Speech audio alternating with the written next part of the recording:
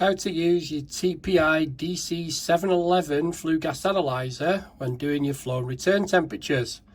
So first of all, connect your K probes to these two positions here, and then you can clamp onto your flow and return pipes. So we need to press this button here to turn it on. It will now go through its purge sequence. But when it says F2 there, we can skip. So we can now skip through the purge. We need to use this button now to scroll down to temperature and pressure. Press this button to accept. It'll now come on the screen. It'll show us our flow, return and our temperature difference.